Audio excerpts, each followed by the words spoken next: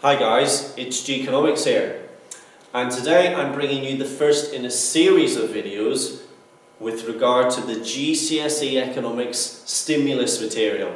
So that's the stimulus material, or the pre-release stimulus material for June 2018.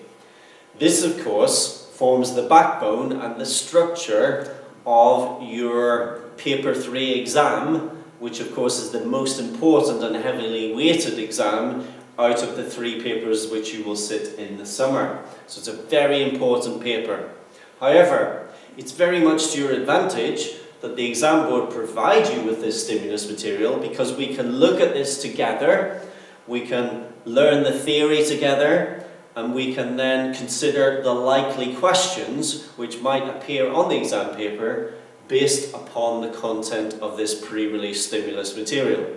So in the course of the next few weeks, I shall put together a whole series of videos, some of which will cover the theory, and then others will cover the likely questions which you might encounter for this particular pre-release. If you haven't already received a copy of this in the post, or maybe your teacher hasn't given this out to you already and you want to get an early start on it, may I suggest that you go to the OCR website. So if you do a Google search for OCR GCSE Economics, make sure that you choose the correct specifications. That's this one, J320 from 2012. So this is the outgoing specification. Scroll down to pre-release materials, and there you'll find the stimulus material, A593, stimulus material for June 2018. Just download a copy of that, and then you'll be able to get started on that early and work through this with me over the next weeks and months. I must say that having had a look at this already, ladies and gentlemen, it really does come in 2 quite clear and distinct parts. So the first 5 figures of this particular stimulus material all focus upon trade, the current account position, whether that be deficit or surplus. It's hinting at likely remedies to a current account deficit, be that by means of exchange rate manipulation or potentially through protectionist policies. So you need to know all of that trade and protection theory.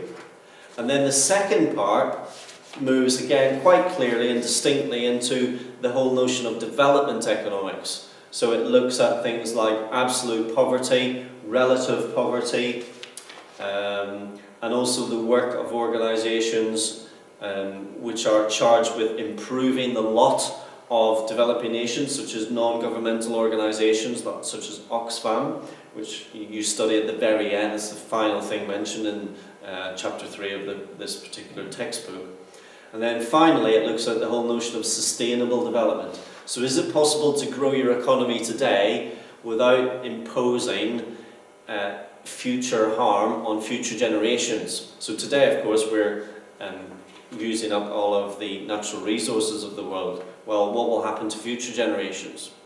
Today, of course, we are running up enormous debts. Our governments are building up huge debts which will have to be paid down by future generations. Again, is there a way to combat that? What are the problems, etc., associated with that? So this whole notion of sustainability is very important. So I look forward, ladies and gentlemen, to working through this with you. If you would like to contact me with regard to the pre-release and you've got any questions, then do refer, ladies and gentlemen, to my website, economics.co.uk. And I have a contact page here, contact, and there's just a few fields here you can get in touch. Ignore the map here, this is incorrect. We are, of course, located in the northeast of England. But yeah, contact me here via this little form, and I'll do my very best to get back to you with any potential questions that you may have. So that's it for now. Bye for now, ladies and gents.